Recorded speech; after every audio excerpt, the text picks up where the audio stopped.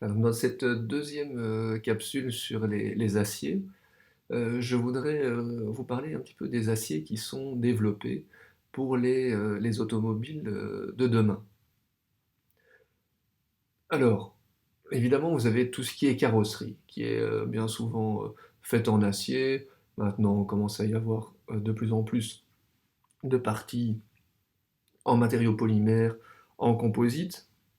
Mais cette partie, elle est relativement, je vais dire, molle et inutile. À part que, bah, voilà, ça fait en sorte que quand il pleut pas à l'intérieur de l'habitacle. Mais ce qui est important en termes de sécurité dans une voiture, c'est ce qu'on appelle le châssis. Donc c'est le châssis qui va être là pour assurer la sécurité des passagers. C'est toutes ces barres qui vont être là pour faire en sorte que lors d'un crash, il n'y ait pas de problème. Donc la question ici, c'est qu'est-ce qu'on entend ne pas avoir de problème lors d'un crash? Donc, grosso modo, est-ce qu'on préfère avoir quelque chose qui ne se déforme pas, et donc avoir vraiment quelque chose de très résistant, donc voilà, ça résiste au choc. Préfère avoir quelque chose qui se déforme très fort. D'habitude, je pose la question de façon ouverte au cours, et d'une façon naturelle, les étudiants disent: «Ah oui, bah, on veut quelque chose qui est très résistant, hein, comme ça la voiture elle est indemne». À ce moment-là, je dis: «Mais imaginez, vous avez tous été dans des autoscooters où, vous allez, je sais pas moi quelle est la vitesse dans un autoscooter, même pas 20 km/h sans doute. Heu et là, quand, vous y allez, franco avec, votre adversaire, vous avez un choc de nature, élastique, hein, donc vous allez donner votre énergie à, heu, à votre adversaire et qui lui va reculer. Moi je me souviens en étant adolescent avoir fait un énorme torticolis suite à une demi-journée entière passée à Walibi, dans les autoscooters. Il est évident que si vous avez un choc de nature élastique, ben, tout le choc de l'énergie, enfin toute l'énergie du choc, va pas aller dans la voiture, bah, elle va repartir dans l'autre sens. Par contre vous, à l'intérieur, bah, vous allez continuer dans la même direction et c'est en fait vous qui allez absorber, l'énergie. Donc, si on veut une voiture qui résiste au crash, on veut une voiture qui se déforme, hein. Ça, c'est la première chose. Et donc, est-ce qu'on veut une voiture qui se déforme comme du chewing-gum? Bah là, évidemment que non, parce que, ben, voilà, si elle se déforme sans rien reprendre comme énergie, bah, vous allez continuer, vous, en tant que passager, à prendre un maximum, d'énergie. Et donc c'est là, et si vous revenez à la description macroscopique d'une courbe de traction, on avait parlé d'énergie de déformation, qui est l'air sous la courbe de traction. Donc les matériaux que l'on développe pour l'absorption d'énergie, ben, ils tendent à avoir non seulement une grande déformation, mais en plus aller haut en contrainte, comme ça l'air sous la courbe est la maximum possible. Et pour ça, quelle est la propriété qui est importante? Pour ceux qui suivent bien le cours, vous avez tous un mot en bouche, c'est l'écrouissage. Le fait que, en cours de déformation plastique, il devient de plus en plus difficile de déformer la matière. Vous avez votre contrainte d'écoulement, heu, qui ne fait qu'augmenter, donc la contrainte augmente. Vous allez haut en contrainte, loin en déformation, vous absorbez de l'énergie.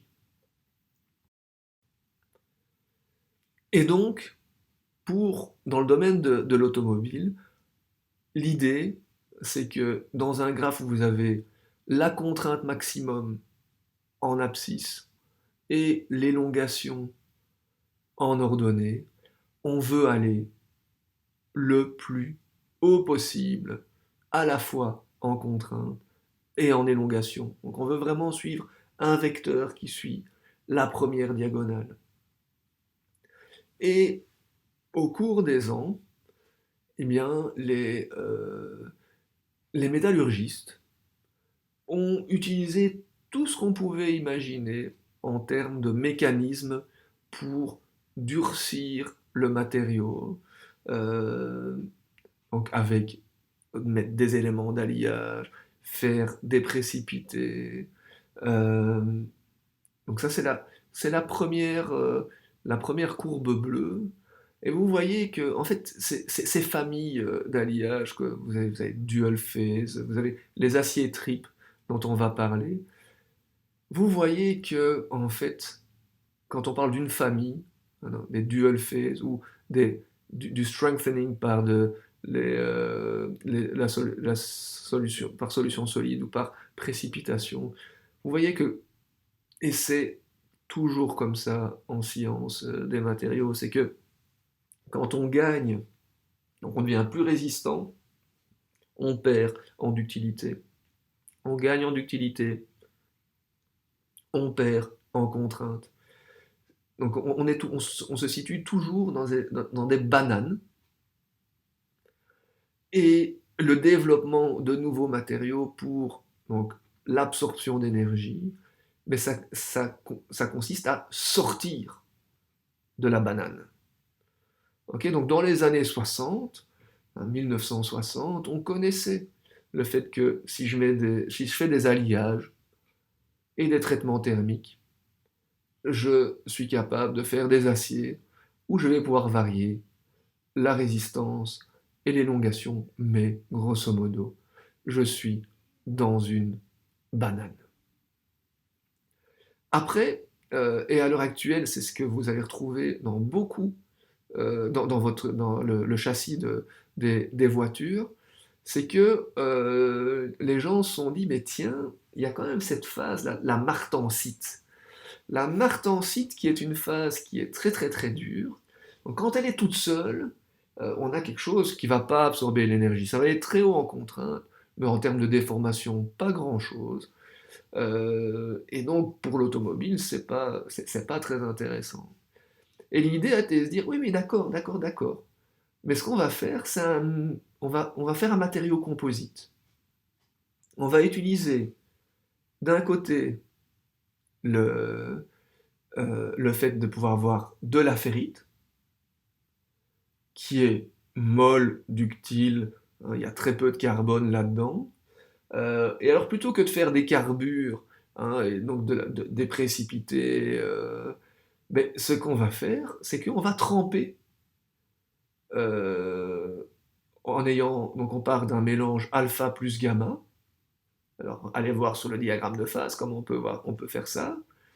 Alpha plus gamma, puis je trempe, et ce gamma va devenir de la martensite qui peut être donc qui est riche en carbone et qui peut être très dur. Et donc on a à ce moment-là un composite qui mélange une phase molle et une phase dure. Et donc ça a permis de sortir de la banane dans laquelle on était, avec juste le fait de dire, ben voilà, j'ai des précipités, je mets des éléments d'alliage, du carbone, mais aussi d'autres choses, du niobium qui fait des carbures. Mais voilà, on se baladait dans une banane, hop, avec ces aciers dual-phase que l'on retrouve maintenant dans les voitures. La majorité des aciers qui font votre châssis, ce sont des aciers, ce qu'on appelle dual-phase. Et on peut, dans ces aciers dual-phase, en fonction de la teneur, de la fraction de martensite, ben, au plus on aura de la martensite, au plus on aura une contrainte, une résistance élevée, par contre, une élongation qui est faible. On est toujours dans une banane. Et donc maintenant, ce qui arrive sur le marché, au bout d'années de recherche, c'est ce qu'on appelle les aciers multiphasés à effet triple. Alors je vais vous expliquer un petit peu en quoi ça consiste, mais vous voyez que au niveau microstructure, c'est la microstructure que vous avez en bas à droite, donc en haut à droite, c'est la microstructure d'un acier dual phase, vous avez la ferrite qui apparaît en noir, et puis alors vous avez cette microstructure en aiguille de la martensite qu'on note alpha prime. Et dans les aciers multiphasés à effet triple, ben là vous avez une microstructure qui est encore plus complexe. Vous avez toujours de la ferrite.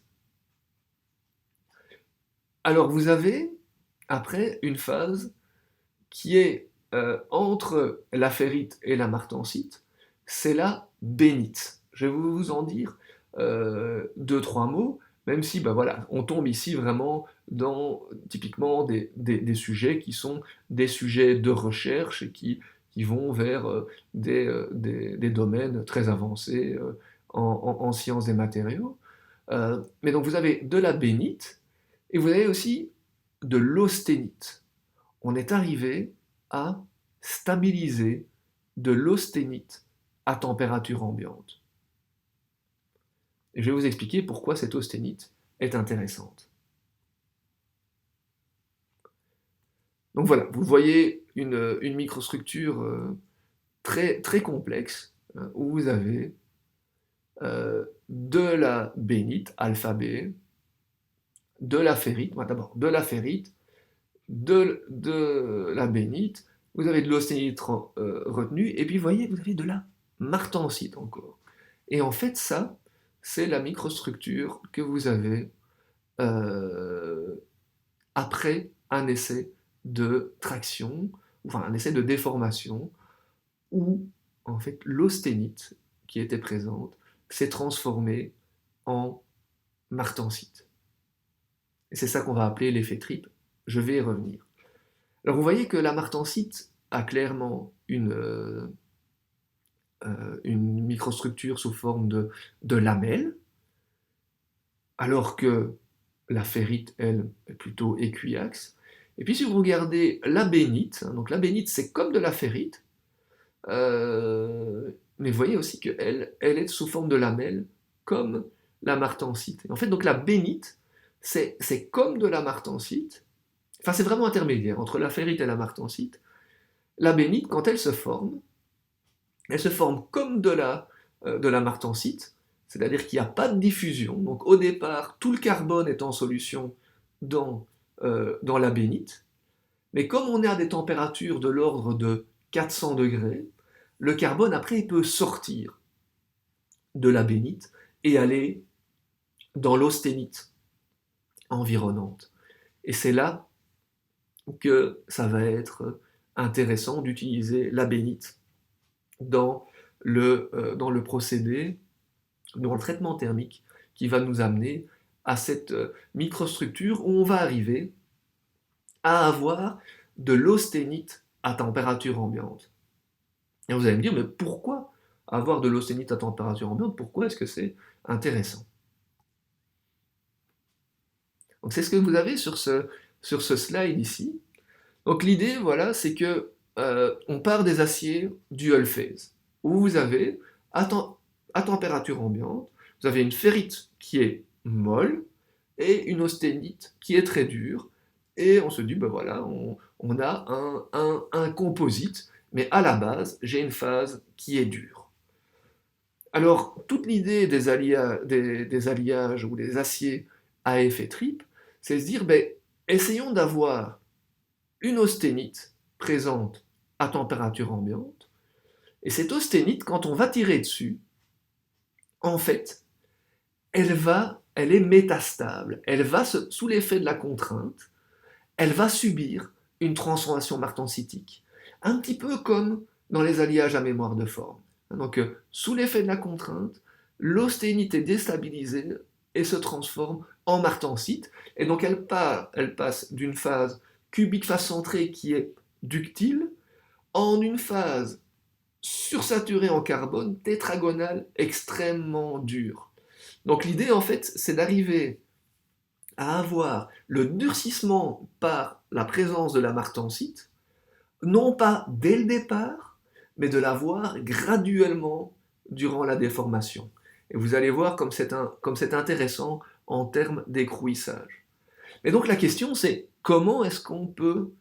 euh, comment est-ce qu'on peut stabiliser l'austénite à température ambiante? Alors ça, en fait, c'est relativement simple.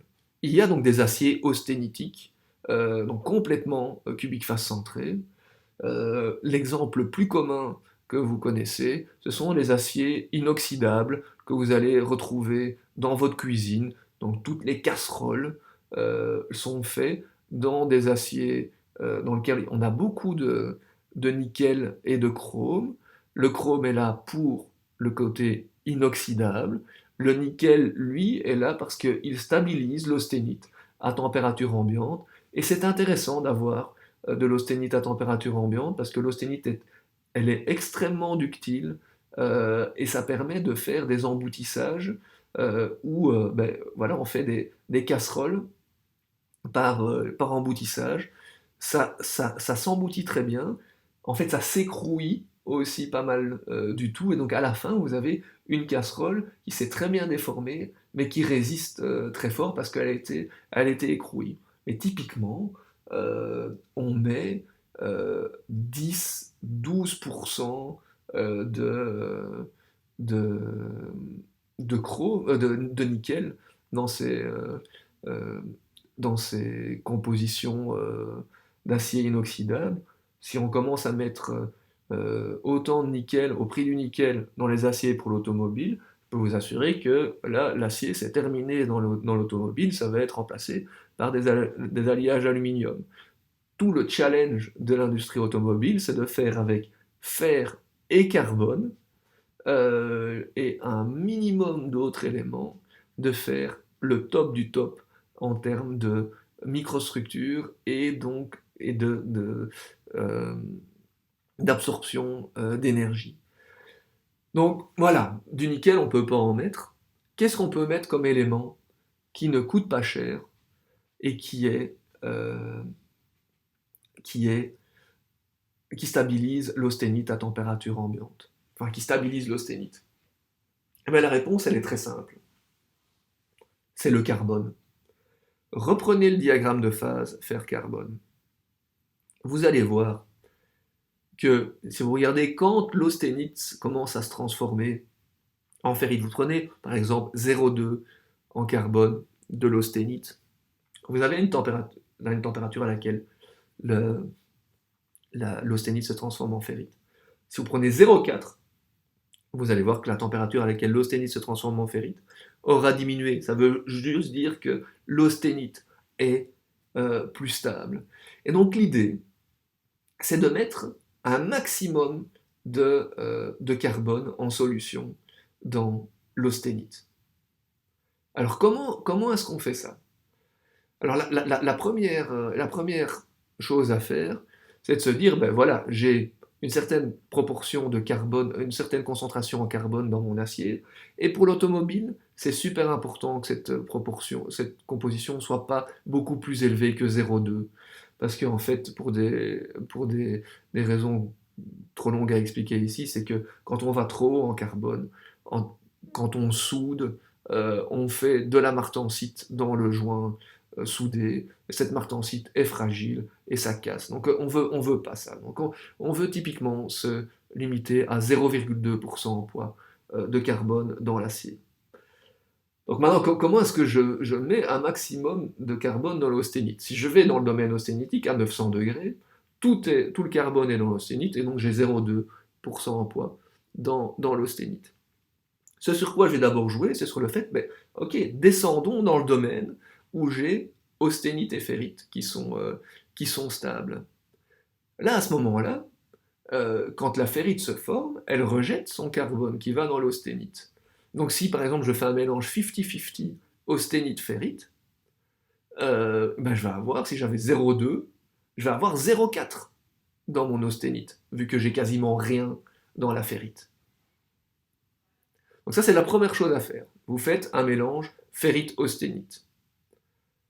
Et puis en fait, donc, en ajustant la température à laquelle vous réchauffez, hein, donc c'est cette température T1, ben, vous pouvez ajuster votre proportion de ferrite et d'austénite. Et c'est comme ça en fait qu'on fait un dual phase. On va choisir la proportion d'austénite de telle façon à avoir, quand on le trempe, cette austénite, ben, on va avoir cette austénite qui se transforme en martensite. Et ben voilà, en choisissant T1 et puis on trempe, en choisissant T1, on choisit comme ça la proportion d'austénite et donc la proportion de martensite finale. Et donc voilà, j'ai maintenant doublé la proportion de carbone dans l'austénite, mais elle n'est pas encore stable à température ambiante. J'ai besoin de continuer à l'enrichir en carbone.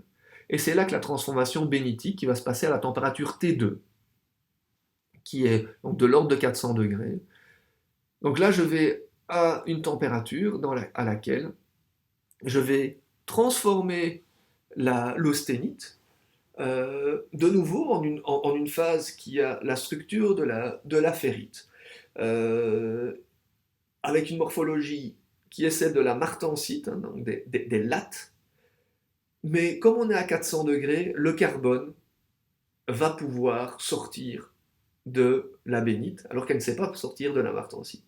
Donc il sort de la bénite, et on a joué avec la composition, on a mis du silicium. Le silicium, en fait, il est insoluble dans les carbures. Donc ce qui se passe, c'est que le carbone qui est dans la bénite sort et va dans l'austénite. Normalement, si vous prenez une composition normale, vous n'avez pas ce 1,5 de silicium. Qu'est-ce qui se passe? Le carbone, il précipite dans l'austénite et vous faites un mélange en fait ferrite-sémentite. Mais si vous mettez du silicium, comme on est à 400 degrés, ce qui est relativement bas comme température, si vous voulez faire des carbures, mais il faut que le silicium il s'en aille pour former un carbure, vu que la solubilité du silicium dans la sémentite est nulle. Et à 400 degrés, le silicium, c'est un gros atome qui est substitutionnel. C'est pas comme le carbone qui est en insertion. Son coefficient de diffusion, il est pas grand. Et donc en fait, ce qui est possible, c'est que le carbone donc, diffuse en dehors de la bénite, va dans l'austénite. Et donc à chaque fois quand on forme de la bénite, le carbone va dans l'austénite et on enrichit l'austénite parce qu'on ne fait pas de carbure. Okay, donc à la température T2, on a un palier dans lequel on fait de la transformation bénitique qui enrichit l'austénite en carbone. Et puis quand, après, je reviens à la température ambiante en trempant, eh ben, je stabilise, j'ai une austénite qui est stable, enfin qui est stable, mais plutôt métastable, c'est-à-dire que cette austénite va pouvoir se transformer en martensite lors de la déformation. Donc d'un point de vue industriel, vous voyez que il a fallu développer les dual phase, donc ça a demandé la capacité de pouvoir tremper une tôle depuis le domaine alpha plus gamma, austénite plus ferrite, et le tremper de façon très rapide, de sorte à vraiment bien fixer les proportions de phase et de pouvoir, de façon sûre, vendre un produit avec des propriétés qui sont constantes. Donc il a fallu développer des lignes dans lesquelles on trempait de façon efficace et donc très rapide. Donc maintenant, quand on parle d'acier à effet triple, il faut pouvoir tremper et maintenir à une température de 400 degrés, typiquement, pouvoir maintenir durant un temps optimum qui permet d'enrichir l'austénite en carbone, et puis de tremper. Vous voyez, c'est encore plus compliqué, et on arrive avec un mélange de phases qui est un petit peu le plus complexes que l'on peut imaginer dans, dans un diagramme de phase fer-carbone. On a des phases à l'équilibre et des phases hors équilibre. Et donc une austénite métastable qui peut se transformer.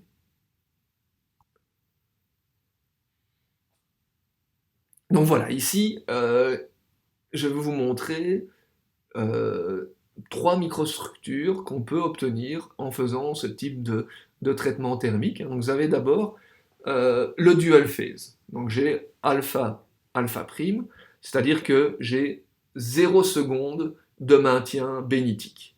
Donc là, à température T2, je ne maintiens pas là, je pars de T1, je fais un mélange ici à peu près 50-50 de ferrite et d'austénite, je trempe et je transforme euh, l'austénite en martensite. Après, vous avez 30 minutes de maintien bénitique, donc à température T2. Vous avez donc la ferrite, vous avez de la bénite, vous voyez, c'est latte, et vous avez réussi euh, à stabiliser de l'austénite à température ambiante. Et parfois, on retrouve des îlots d'austénite qui ont été transformés en martensite. Après, je vous ai dit, on a du silicium qui permet d'empêcher la précipitation de carbure, parce que pour faire des carbures, il faut que le silicium s'en aille, diffuse, mais donc c'est un effet purement cinétique. Si je maintiens à longtemps à 400 degrés, ben, ce qui va se passer, c'est que voilà, mon carbone va dans l'austénite, et puis il va précipiter. Et donc finalement, mon austénite, ben, elle va plus du tout être stabilisée. Et donc ce que je vais juste avoir, c'est un mélange de ferrite, puis de bénite qui s'est formé euh, et qui a donné son carbone, et puis finalement et des carbures. Donc je n'ai pas d'austénite à température ambiante. Donc vous voyez, j'ai une microstructure dual phase, une microstructure avec de l'austénite à température ambiante, et une microstructure où j'ai plus d'austénite à température ambiante, j'ai juste l'austénite a été transformée a été remplacée par des carbures.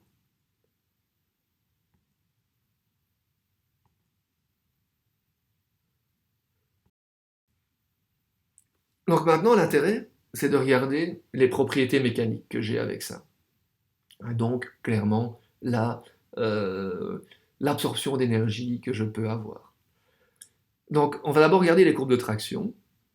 Vous avez la courbe, donc c'est à gauche, HDP00. Donc ça, c'est un dual phase. Donc c'est la microstructure, 0 minutes de maintien bénitique. On a fait 50-50, ferrite-austénite, puis on a transformé lors de la trempe, donc on a 50% austénite, 50% ferrite, 50% martensite. Et vous voyez que vous avez un truc qui va très très haut en contrainte, mais en termes d'utilité, c'est vraiment pas bon. Après maintenant, si je prends l'acier tripe dans lequel j'ai pu stabiliser de l'austénite, là vous voyez que, ok, je vais moins haut en contrainte, mais par contre je vais beaucoup plus loin en déformation que le dual phase. Et si vous regardez l'air en dessous de la courbe, elle est évidemment beaucoup plus importante que celle du dual phase. Donc en termes d'absorption d'énergie, c'est vraiment super. Donc ça veut dire que dans une voiture, on peut mettre moins d'acier pour la même quantité d'énergie absorbée lors du choc. Maintenant, quand j'ai à peu près la même microstructure, juste tout ce que j'ai fait, c'est que voilà, j'ai remplacé l'austénite par des carbures, ben vous voyez que j'ai un niveau de contrainte, donc c'est le HSI 004 heures, là donc j'ai fait 4 heures de maintien bénitique, Je suis un petit peu plus haut en contrainte parce qu'en fait, il y a ces carbures qui viennent durcir. Mais par contre, j'ai perdu 40% en élongation. Donc voilà, cette austénite qui se transforme en martensite apporte beaucoup.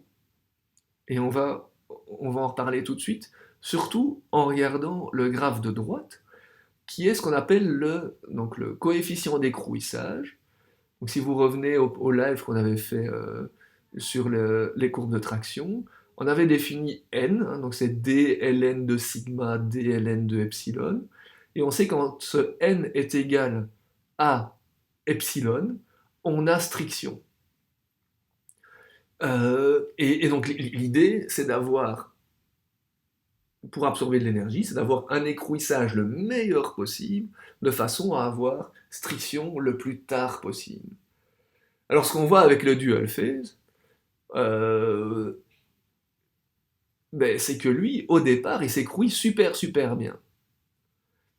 Donc ça c'est parce que en fait, il a à la fois une matrice qui est molle, le alpha, et puis il a cette seconde phase martensitique qui est hyper dure et qui elle se charge élastiquement, et donc ça donne un écrouissage très fort au départ, et puis très rapidement, ce qui se passe, c'est que y a, les deux phases ont des propriétés tellement différentes qu'on a des incompatibilités de déformation, et enfin voilà, ça se casse la figure et on strictionne très vite. Maintenant, si vous prenez l'acier trip, hein, donc le HSI 0030, là vous voyez qu'au départ, son coefficient d'écrouissage, il est vraiment plus faible que celui du dual phase. C'est beaucoup plus intelligent au départ. Vous n'avez pas besoin de beaucoup d'écrouissage. C'est plus tard que vous avez besoin d'écrouissage. Hein, comme je vous ai dit, le matériau intelligent, c'est celui qui serait parallèle à cette droite n égale epsilon. Il se durcit juste ce qu'il faut pour continuer et ne pas avoir de striction. Et puis alors, vous avez celui avec un maintien de 4 heures, où là, vous n'avez plus l'austénite résiduelle, qui se transforme en martensite.